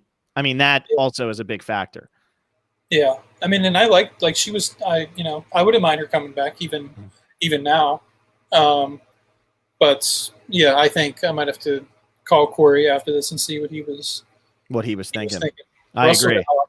Had Aubry at 37. Yeah, the real 37 was Mike Holloway, so he came in here. I had Mike Holloway at 32, so not too much higher than where he actually does come in on the list. Mine was another winner. I had Sophie, who a lot of people, I think, almost overreacted to her game in this recent season in terms of like just the fan base. Her game in South Pacific is a really good game. We just don't really get to see much of it. And then I think some people have overreacted like, oh, she was so good in Winners at War, which she was really good in Winners at War. But I think people might have been like a little too high on her, maybe because expectations were low or something like that. So ultimately, I think 37. I mean, look, 37 is still so good, which is what I'm going to have to say for my 36. But Mike Holloway is where it was. I'm not going to really argue too much with Mike coming in there. I feel like that's a pretty good spot for him. Yeah. I think he could, I think he's of the winners who got left out. Mm-hmm. I think he would have brought something to Winners at War that's like, I think there was a lot of people in Winners at War that were similar players in style. And I think he's one of those winners like Wendell, who obviously did come back, but I think he's one of those winners who kind of has his own way of playing, which is always being at the bottom, but it worked. So I think he would have made an interesting impact on Winners at War. But yeah. My reason for putting him at 32 is, one, I think he would have been good on that, but also I think people just undervalue the fact that he won so many immunities, and for some reason that's seen as like a bad thing. You suck at Survivor if you need to win immunities. Like, he won immunities and then beat the social threat, which was Mama C, in Final Tribal Council. So like, clearly his social game was there enough. People just didn't want to work with him in the game because they knew they were going to lose to him at Final Tribal. So like, good. He wins 5 immunities out of the last 6. That's epic. Like, good for him. So that's why I put him at 32, and he comes in here at 37. Moving on to 36, it's Malcolm, which we just talked about Malcolm. My 36, sorry, everybody. My God. I apologize to all those who I have offended with this. I have Sarah Lucina. And what's amazing to me is that I'm going to get trolled by people who put Kelly Wentworth in their 30s. Kelly Wentworth in their 30s. And I get crap for Sarah Lucina being at 36. Here's the thing. Her first game's terrible. It's a joke. She votes herself out of the game. It's her fault she goes home in Survivor Cagayan. It is 100% Sarah Lucina's fault that Sarah Lucina gets voted out in Survivor Cagayan. I cannot stress that enough. She is in the swing position and she gets voted out at the merge. That's really, really bad. Comes back for Survivor Game Changers, dominates the game. There is no denying that she absolutely dominates the game. But Sarah wasn't a threat in that season, and I have such a hard time with that. She wasn't a threat in that season. It's the weirdest put-together cast of all time. You have winners on there. You have non-winners on there, all of this stuff. So because of that, I don't, like, look, it's great. It's great. Like, I'm happy. Like, 36 is a really good spot. That is the top, almost the top third of the top 100. And I'm doing this for a person who finished 11th on their first season and was the reason they were voted out. It was their own damn fault. She should have went so much further. She comes back in this last season in Winners at War. And yeah, her Winners at War game is really fun. But how much of it is just because Tony's like, hey, Sarah, come on, Tony, come on. And it's because they were really good friends before the game. There are so many things with Sarah Lucina that are pre-game that make her games better. 36 is still a great spot though. Like I always love when it's like 36. What's she going to come in at? Is she going to be top 10? Is she really? Like, she doesn't deserve to be. She wasn't even top 10 on her first season. How can she be top 10 on this? Continue. I don't even know how to respond. I mean, I don't know if I'd put her in my top 10, but I mean, I get she didn't do great her first season. I think she, like you said, she dominated, and then I think she was a fire challenge away from being, the only other 2-time winner. I also think, though, and I want to say this, and I know I just went on a rant, but I do want to say this. She did come on our podcast and say that she doesn't know if she wins if she gets the final 3. And I don't think that's her being humble. I think that's the truth. So another thing to keep in mind here is that there's a very good chance she loses to Natalie Anderson if Sarah goes to final 3. And there's also a good chance that Michelle might have gotten some of the votes too. So I'm just saying that Sarah was no lock to win final 3. And that comes from Sarah's own mouth. Continue. She was just being humble. Doubt it. So luckily we won't have to talk about Sarah again for another couple weeks here. But I had Mike at 36, so I had him a spot ahead of where he ended up.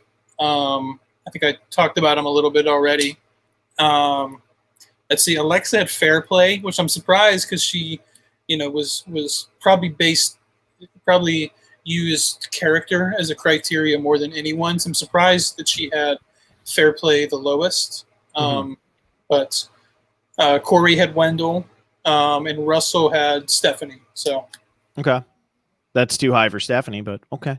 All right, 35 was Lex Vandenberg. We already really talked about Lex a lot. I had David Wright at 35. I really like David Wright's game. I think his first game is great. His second game, again, he had no chance. Like, there was just no way he was doing anything on Edge of Extinction. But so I have him in at number 35. Mm-hmm. Yep. Sorry, you got cut off for a second there. Oh, sorry. Go ahead. Yeah. I had that's where I had Fischbach. So I know I talked about him earlier. Let's see. Alexa had Wendell. Corey had Coach. This is their first time I think anyone's had Coach. I had Coach at 70 something. Oh, okay. Yeah. So the first reasonable person that had Coach. Yeah. Russell had Sophie at 35. Okay. Got it. But no, I'm happy. I was surprised. I was pleasantly surprised that Lex was this high. Yeah, sure. I was worried that he might be forgotten. And I don't know Corey, and I know Russell sometimes has a little bias towards the recent players, so I was a little concerned that he might be a little forgotten. So I'm happy he ultimately wasn't. Yeah. 34 ends up being Vesepia, which I think is too low for Vesepia, but I also have Vesepia obnoxiously high, so that doesn't help anybody. This is the first time anybody's mentioned Vesepia, though, unless Corey Russell had already mentioned her, but then I guess Corey had her very low because you and I haven't mentioned Vesepia yet, and I don't think Alexa has, unless I just missed it when she talked about it. No, Alexa hasn't. I feel like Vesepia was on Corey's. I'm trying to scroll through. Oh, Corey had Vesepia in the bottom 10. Yikes. So Corey's never watched Survivor Marquesas. Noted. Either he hasn't watched it or he hasn't watched it since 2000 since 2000. Oof. Or he's perpetuating the lie on throughout the community that Vesepia doesn't deserve to win. Yeah, he might be one of those. But, at the same time, while I disagree with him, it's nice to have a balance of a little bit of every side, because I feel like this is a decent spot for Vesepia. I think a lot of people were surprised that I think people who either whether you like or dislike Vesepia, I think both sides were surprised that she landed at 34, which I think is a cool thing. Yeah. So. Yeah, I had Tyson at my 34, which after making the Sarah argument is funny because he does terrible on his first season and the second season he shoots himself in the foot. But his winning season I actually find to be more impressive than Sarah's winning season, which people might argue with. But I feel like Tyson's game in Blood versus Water, he's up against bigger competition, and coming into that season, even though it's just Tyson, he's probably the third biggest threat out of all the returning players behind Tina and Aris, which is really crazy to think about. But when Rupert steps off and walks away, so Rupert and Candace are both out of the game already. It's not Jervis. It's not Monica. It's not Kat. It's not, Laura Moret. Like, Tyson is the third biggest threat out of all of the people on that tribe. And so what I find impressive about Tyson is how he's able to actually take the game seriously and win it against really incredible competition. Whereas I feel like Sarah's game, by the time you actually got down to it, you didn't really have many people who were doing anything on that season aside from Sarah. Whereas this season, Hayden is a worthy opponent. I mean, Hayden is a reality TV winner. And if you win reality TV, it doesn't matter what show you win. If you win, you know how to play reality TV. And he showed that in Sierra and Vitas and Aris. And there's just so many great competitors on this season. Even Brad Culpepper, future second place finisher. Tyson has to beat that guy. And I know it happened super early, but that's why I end up putting him at 34. And I actually don't think his game in Token Chains is all that bad. I think he came out there wanting to be a character to actually propel himself into TV fame, which he does successfully. But also, if Coach doesn't play the way Coach does, Tyson is guaranteed a spot in the Final Four. Coach was just so blinded by JT that there was no way he was going to be able to do anything. Mm-hmm. Yeah, and then managed to come in one of the biggest threats in season 40. Yeah. So, yep. Yeah, yep. I think you had him the lowest for sure, but I can understand why. Yeah. Who did you have at 34? I had Jerry Manthe, who we haven't seen yet. I think if I put character and story arc and those sort of things into it more, I think I probably would have had her a bit higher. I just don't think she's that good of a player overall. I think strangely enough, this is going to sound weird to say, but I almost feel like her best game was probably the one where she finishes the lowest. I was going to say Australia. Did she finish? All Stars was her worst placement. Okay, then, so I think Australia was her best game, even though she comes in 5th in Heroes and Villains. I think she's more interesting in Heroes and Villains. It has a much better arc. But I think she was just so hated that she kind of toned it down a bit, which allowed her to get a lot further. I just don't think she's that good overall of a player. Her trilogy with Colby is iconic, so that gives her some points on my end. I like Jerry. I wouldn't mind if she came back again by any means. But I had her at 33 or 34. Mm-hmm. I had her at 70. So, I think she's a great character, but again, I don't think she's a great player. Great arc for sure in terms of Survivor history, but that's ultimately where it ends. Who did everybody else have at 34? Alexa had Natalie Anderson. Corey had Aubry. So a lot of people had Aubry around here. Someone must have put her really low. It might have been me. And Russell had Wentworth. Okay. So wrong again. All right. I'm going to get like a call from Kelly Wentworth that's like, hey, Phil, F yourself. But all right. So 33 ends up being Ethan on the official list. I feel that, this is fine for Ethan. I feel like it's a little high, but then again, he is a winner. So how can you argue it? I'm kind of surprised. Not surprised, but I do feel like if you actually rewatch season 3 and season 4 back to back, you would reverse Ethan and Vesepia because Ethan doesn't really do all that much on Survivor Africa.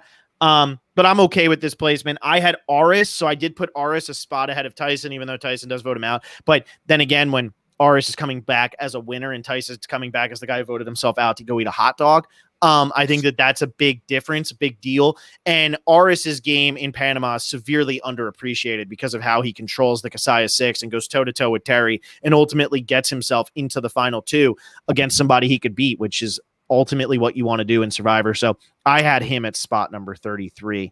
What about you? So this is where I had Sue.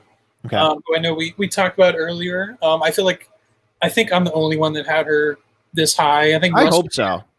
I think Russell may have had her somewhat in this area. We might have talked about her a second ago on Russell's list, but I figured I was going to be the only one that had Sue high. I mean, like I said, big moments and iconic status were such a big, if probably my single biggest criteria for my list. So which I feel like was needed because I feel like if not, someone like Sue and Rudy probably would have dipped pretty far, if not off the list completely. I don't know if they needed to finish in the 40s, though, Adam. I mean, you could have bumped back a little bit. I mean, just a little. Because they do come in a pretty good spot here in the 40s. So I'm just saying. Yeah. Yeah. But I'm at the same time, I'm not upset that they finished where they were. I'm actually surprised. Like I actually thought coming in that Sue and Rudy and Wigglesworth would all finish like 70 to 90 maybe. So I was happy that they finished as high as they did.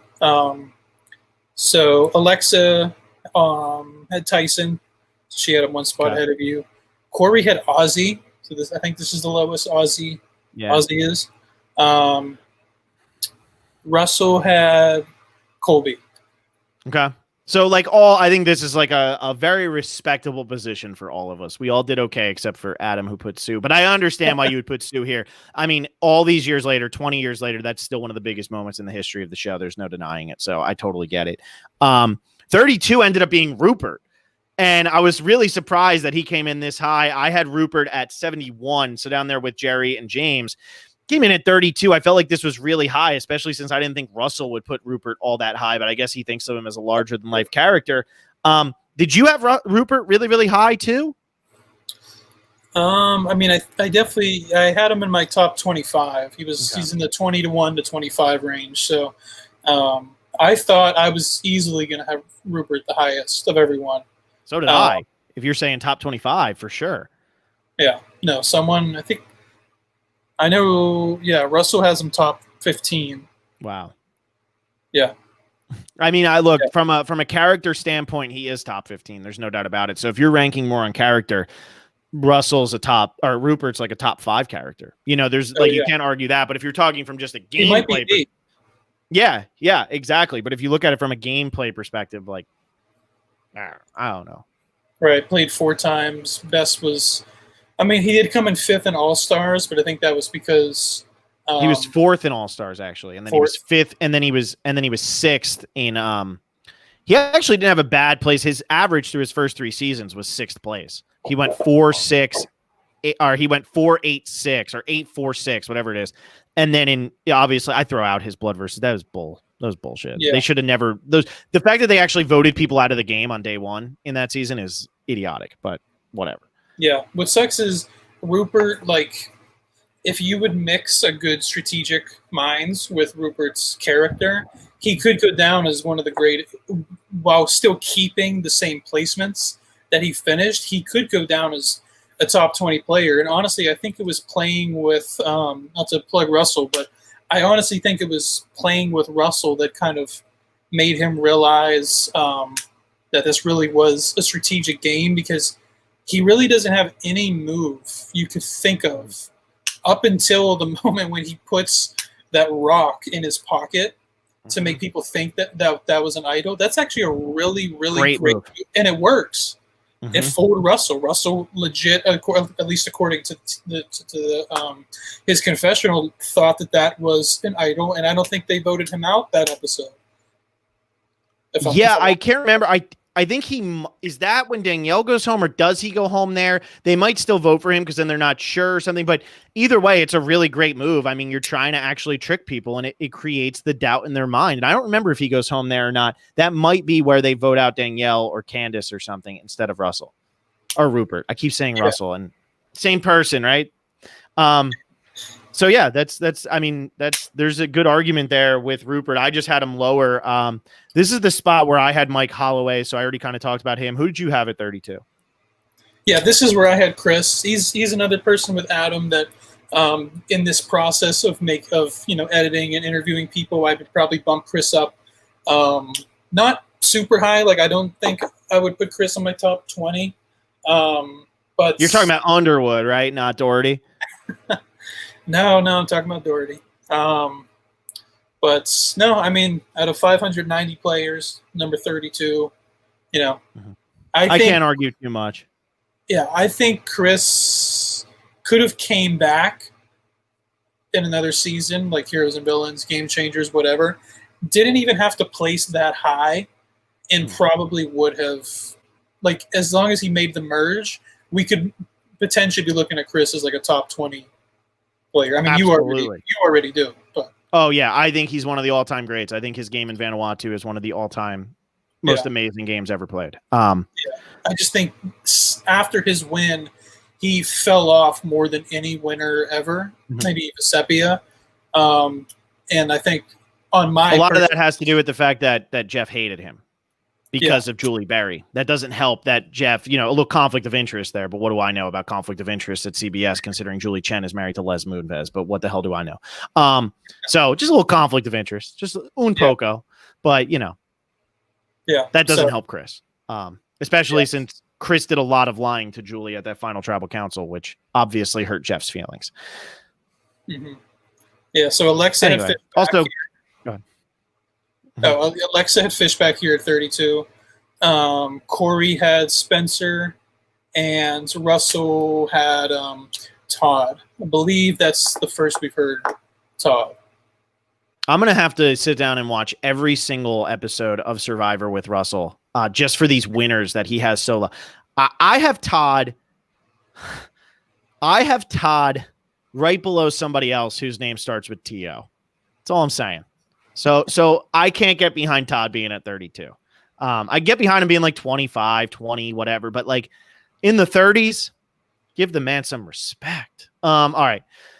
So is that everybody? So we move on to 31, the last one we're doing here, this 2-hour marathon. We got John Cochrane. That was the guy who comes in here at 31. I had him at 38, so I can't complain too much about this. Did you have Cochrane around here too, or what do you think about this? No, I had so similar to how Joe is someone who I would probably lower on my list since doing this whole process. Cochrane's also in that boat. I had him pretty high. I think I had him at either 11 or 12. I mean, the argument that I would have had would have been he played a perfect game and that he got 0 votes casted against him and also got every jury vote. It was one of the weaker casts ever, which is surprising considering 10 of them were returning players.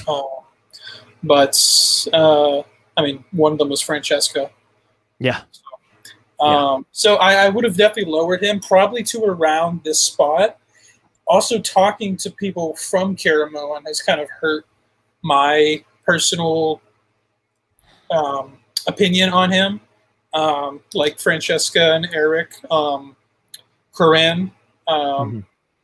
Corinne had some strong words. We wanted to keep the top 100 to being a celebration of players, and I knew coming into it there was going to be some smack talk we'd have to leave out. If you want to see some smack talk, though, check out the 100 to 51 recap special on Russell's channel, because we have some unaired interviews, and most of them, if not all, are unaired because they're just smack talk. But even Corinne's interview on Cochrane was so smack talky that we couldn't even put it on the smack talk special. I mean, there's a reason why she did the cast assessment, like the unfiltered or whatever it was cast assessment, Rob Sistorino all those years. It was because she gives unfiltered takes. That is absolutely true. So, that's Corinne. That's Corinne for everybody. All right. So well, I like Cochrane. I had him at 11. I probably would have looked like if I could remake the list now, I probably would bump him down to like the 25, 30 range. So I still think he's, well, I guess he's 31, so maybe not too low on the list. But I think he's, even though his game on South Pacific was terrible, he was at least, you could argue that he was one of the bigger characters of the season. Like if you take out the returnees, he might be the biggest character of that season, surprisingly. So at least he has something going for him, and he has one of the most famous flips. Neither of these things helped him at all, but exactly. That's what ultimately does it for me, is it doesn't help him. So, and then Caramoan, I mean, he just, everyone who had even a sliver of chance to beat him got voted out so early. Yeah. So, It's ultimately just Caramoan was, if Malcolm comes into that season not playing back to back, Malcolm could win that season. But coming into that season, Malcolm, Corinne, Eric, and Brenda are all on an island, and the other 6 have played within 2 seasons of each other. Or like, it was Philip, Andrea, Francesca, Cochrane, Dawn. Like, what? That's 5 people from 2 seasons. Like, that's insane. That's way too much. That's way too much emphasis on those seasons. And it really does have a huge. Malcolm hadn't even seen Philippines at the time when Caramel was filmed. So he, similar to Russell with Samoa and Heroes versus Villains, Malcolm, while being a great player, he hadn't got a chance to see where he went wrong, which had he seen his season and the little mistakes he made, probably could have won Caramoan. Yeah, I agree. And I ultimately put Adam at my 31, Adam Klein. We talked about him a lot tonight. I love him. I talked about him a lot on the actual show. That's where I had him. I think he's great in his first season. I think it's super, super underappreciated. And then I think his second season just built his legacy, even if the game wasn't fantastic. But he played to win, and I respect anybody who plays to win. So that's my 31. Who did you have at 31? Well, I just wanted to mention real quick the reason why Cochrane is at 31, because like I said, I had him super high. I believe Russell had him pretty high, and Corey had him pretty high. Alexa actually didn't even include Cochrane on her list. Really? She had Colton ahead of Cochrane. So I don't know if that was a clerical Alexa's mistake. been hitting the bottle then. There's a difference between leaving off Kelly Wentworth and leaving off Cochrane, but what do I know? I think it was just a mistake, because I looked through her list to see if there's any other like notable people missing, and I couldn't find one. So we'll have to ask her after this, because I didn't notice this till right now, because I'm like trying to look for Cochrane, and unless I'm missing it, I don't see. Yeah, Colton's a better player than Cochrane. Yeah. Well, who else had 31? Because now I'm sad. Yeah. So Alexa had David Wright. Corey had Jonathan Penner. Russell had Tina, and then I had Earl at 31. Okay. I think Earl. It's tough because there really wasn't much. Like, I don't want to say Earl didn't face that much adversity in Survivor, because I think anytime that you come into the show, and this is a whole different discussion, but I think anytime you come into the show being a minority, you already have a bunch of adversity. But if you're talking about actual like Survivor gameplay adversity, idols, advantages, twists, flips, things of that nature, I really don't think he had to overcome too much when it comes to Survivor for his win. I think that it was like, what, 19? Wasn't it 19 people in Fiji? 19, because Melissa McNulty didn't show up. Yeah. Yeah. Of those 19 people, I think that the 3 that he could have ended up with in the final whatever that would have guaranteed him a win ended up being the final 3 he was with. Like, he aligned himself with the perfect people, whether that was luck or if he's really just that good at choosing it. I think he was just that good, because he also aligned himself with Yao, and had Yao made it to final 3, he would have lost to Yao. Yeah. Yeah, I think so. I think honestly, between the final 5, and it's funny because me and Boo were just talking about this on the phone like 2 hours ago about Fiji. But Boo said this, and I agree with him, was that but it was Cass and Dreams in the final 2. I think whether Earl made it to the final 3, whether Earl made it to the final 3, Yao made it to the final 3, or Boo to the final 3, having Dreams and Cass sitting next to you, I think any of them would have gotten every vote. If you would have gotten every single jury vote. I totally agree with that. Totally agree with that. So, I mean, I still had Earl at 31 out of 590 people that have ever played. And see, like, this is what's funny to me, though. Like, you'll say that, and you won't get as much hate as I will for putting Lucina at 36, which is interesting because Earl wins 10-0 in his first season, successfully plays an idol, like, dominates that season. But because he hasn't played again and because he's not recent, fans and stuff don't care as much. And I think that that's crazy because Earl, in my opinion, is a much better player than Sarah. It's just we haven't seen him since season 14, and he only played one time, so I think he gets forgotten by people because, like, there should be outrage over that. And I'm saying, like, you put Earl at 31. I have him in my top 10, to be completely honest. I have Earl in my top 10 players of all time. But, you know, you put him at 31, you would think thered be some outcry, but there won't be. But Sarah Lucina at 36 will cause craziness, and it's because recency bias is a real thing, kids. It's a real thing. Yeah, and another thing about Earl is, you know, as far as my list goes, because obviously he placed higher than I had him.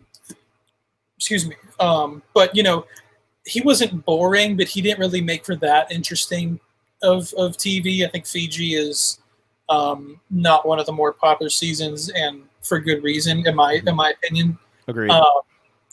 So he wasn't super entertaining. You know, he didn't really have any big moves. In fact, the two, I forget when they were, and I'm only saying this because it's fresh in my mind because, like I said, me and Boo were just talking about it, but there was 2 times that Earl did try to convince everyone to vote people out. I wish I could remember the 2 times, but I went back and looked after Boo told me, and he was right. And both of those times, his own alliance ended up voting someone else out that he didn't go along with Earl's vote. So he didn't have any outstanding moves. He wasn't that fun to watch on TV. He's, you know, not very memorable. Some, you know, the casual fan might not even, like, if you could ask a casual fan, name the 38 winners, there's always going to be those 3 or 4 where they're like, who is it? He usually falls under that, unfortunately, but he usually falls under that. So for that, that's why I had him at 31. I'm not sure why Russell had him at 39, but that's why I had him at.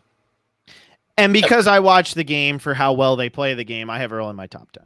But hey, I get it. He's not as memorable. And I just think that that's, you know, if you're looking at it in terms of, like, you know, what are we still talking about today? We're not talking about Earl. We're not talking about Vesepia. We're not talking about Brian Heidick. And I think that that's why, you know, it makes sense for you who were ranking based on that type of thing to put him this low. So I get it. That's it, though. We made it through 20 people in under 2 hours. Well done. Adam, you want to give the preview for Wednesday or anything? For Wednesday, we have 8 winners coming up, and the 2 people who aren't winners, I think a lot of people have been able to guess already because they are one of the only 3 pairs that have played 3 times together, and it's not Tony and Sarah, obviously. And we've already seen James come up on the list, so it's not James and Amanda. So I think it's pretty obvious who that is. But, yeah, the episode is Wednesday. I'm not sure if you guys have all seen the preview for the finale episode, but it's not going to be on Wednesday. It's going to be the Sunday, 2 Sundays following the 20 to 11 episode. So the finale will be Sunday, September 13th. We have a 3-hour kickoff show that's going to happen from 4:30 p.m. Eastern Time up until 7:30 p.m. Eastern Time, hosted by me, Phil, and Alexa. Russell's going to join the last hour. We're gathering a bunch of other survivors to come. We have Penner involved, Adam Klein, Wentworth, Johnny Fairplay, Wendell, Dom, Spencer. Bunch of players are coming on. We're raising money during it for Penner's Surviving ALS charity. So join for that reason as well. And we're doing a live recap show immediately following the finale itself. So Sunday, September 13th. I apologize if you're a diehard NFL fan, but this is more important. This is more important. It's going to be that day. And hey, what's better than having the NFL on your TV and the Survivor Top 100 on your phone or on your laptop? I think that's a fantastic way to go. I'm looking forward to that. I'm looking forward to Wednesday, seeing the top 30 to 20. I'll be releasing mine as always. Become a patron of the Survivor Specialist, patreon.com/Survivor Specialist. Alexa and I are doing a lot in terms of daily content. I'm going through my top 100 players, giving my reasoning for all of them, which my reasoning is always sound and perfect and everything is great. So make sure to follow for that. If you haven't been checking it out, Alexa and I have started a new series called Surviving Without Survivor. We've been doing Disney recaps of Disney animated classics. First one was Snow White and the Seven Dwarfs. We just did Peter Pan, so go check that out. For our third episode, we're going to be doing the Jungle Book, the animated one, not the creepy one that Jon Favreau directed. And that'll be a lot of fun. So make sure to follow us there. Follow us over on social media, Instagram, Twitter, @Survivor Specialist. Become a patron. Like I said, if you're not even a $5, $10, or $20 patron, if you're just a $1 patron, you still get access to our Facebook group, which our Facebook patrons did vote and did pick Survivor China to be the Survivor season that we rewatch this fall. So we'll be doing that on our YouTube channel. You don't have to be a patron to watch those episodes, but you should be a patron so you can vote for cool things like that in the future. And until then, I'll see you next time. I don't know when our next episode of anything is going to be, so I'll just see you next time. Thanks, Adam, for joining. Bye.